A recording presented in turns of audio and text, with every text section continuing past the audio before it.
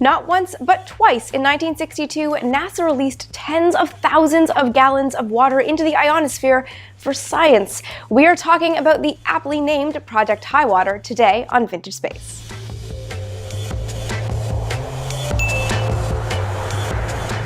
Project Highwater is perhaps one of the least known programs in the early Apollo era because it didn't really do all that much. It really was exactly what the name is, water that went high above the Earth. So what was the point of releasing water into the ionosphere?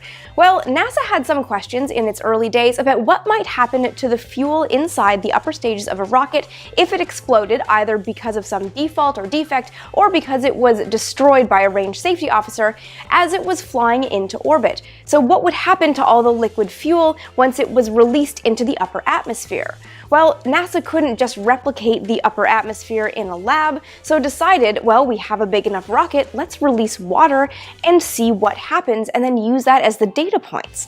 Hence, Project Highwater. Both launched on Saturn I rockets, which were early versions of the Saturn family that eventually begat the Saturn V. These rockets used an S1 stage as the core, an S4 stage as the second stage, and an S5 as the third stage. On both of these missions, the second and third stages were filled with water as ballast. The S1 was really designed to test the vehicle's structural integrity in its first stage, so the upper stages didn't really have to do anything, hence water as ballast. SA-2, the first Highwater launch, was on April 25th of 1962.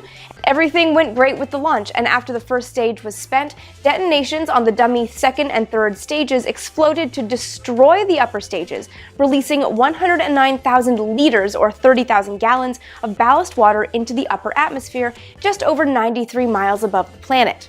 This mission was repeated with SA-3 on November 16th of 1962. On this flight, the same amount of water was launched as ballast and released at 104 miles above the planet. Within 5 seconds of the water's release, observers saw it turn into a massive cloud stretching about 5 miles across. The test also came with some disturbance to radio frequency. There was some loss of telemetry once the cloud took shape. Because the results from Project Highwater were firm and it was successful, this was deemed the first time the Saturn rockets were actually used for straight-up science. But some people at NASA felt differently. Many believed that Project Highwater was just a thing to do because they needed a thing to do with the Saturn I rocket. The rockets were already launching with water as ballast, so why not release that water and see what happens? Still, I kind of love the typical 1960s innovation of saying, well, we're launching all this water, let's just release it and see what happens. Because you guys know that my favorite thing about vintage technology is that when you don't have computers to model it, you just gotta do it and see what happens. So what are some of your favorite weird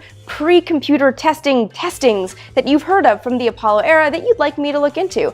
And what are your thoughts on Project Highwater? Have you guys even heard of this? Leave all your questions, comments, and ideas for future episodes in the comment section below. Be sure to follow me on Twitter and Instagram for daily Vintage Space content. And with new videos going up every single week, subscribe right here so you never miss an episode.